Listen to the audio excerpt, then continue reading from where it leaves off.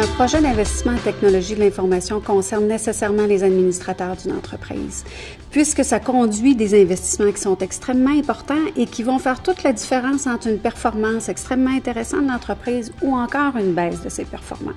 Et d'autant plus qu'une fois le projet réalisé, les technologies de l'information vont vraiment être au cœur des opérations de l'organisation bien souvent et on doit s'en préoccuper sur une base constante.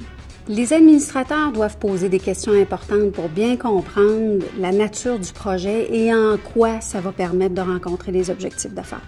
Alors, d'une part, quel est l'alignement? Quelle est la contribution des technologies de l'information au projet? Qu'est-ce qui se passe si on va de l'avant, évidemment? Mais qu'est-ce qui va se passer si on ne va pas de l'avant?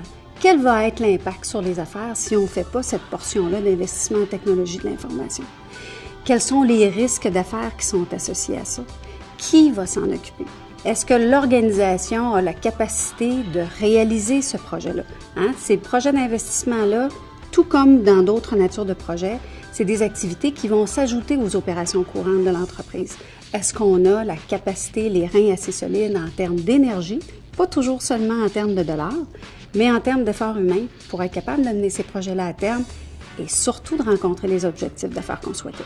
Le suivi stratégique d'un projet doit nécessairement inclure la portée du projet. Alors qu'on définisse bien qu'est-ce qu'on fait et qu'est-ce qu'on ne fera pas.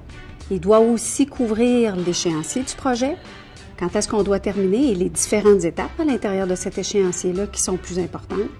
On doit identifier les coûts du projet, les risques du projet, parce que nécessairement on va avoir des risques, et évidemment la valeur d'affaires que ce projet-là nous permet d'avoir. Et c'est le monitoring de ces 5 éléments-là qui va permettre au conseil d'administration, à ses administrateurs, de bien suivre le projet et de s'assurer qu'on conserve un équilibre dans ces 5 dimensions-là. Ces 5 dimensions-là doivent toujours rester en équilibre. Quand on se parle d'un projet de très courte durée, c'est sûr qu'il ne se passera pas de changement. Mais la minute où on parle d'un projet qui est de plus de 3 mois, l'environnement va changer, on va devoir s'ajuster et ça va avoir des effets sur une de ces 5 dimensions-là. Le rôle de l'administrateur, c'est de surveiller qu'on est toujours en équilibre et que fondamentalement, l'organisation ira en chercher la plus grande valeur d'affaires possible. Récemment, ça m'a frappé dans le concours des 50 meilleures entreprises au Canada, comment on a ciblé les technologies de l'information comme étant un élément différenciateur de performance des entreprises et celles qui, en faisant un usage intelligent au niveau de leur gestion, avaient réellement une coche de plus que les autres.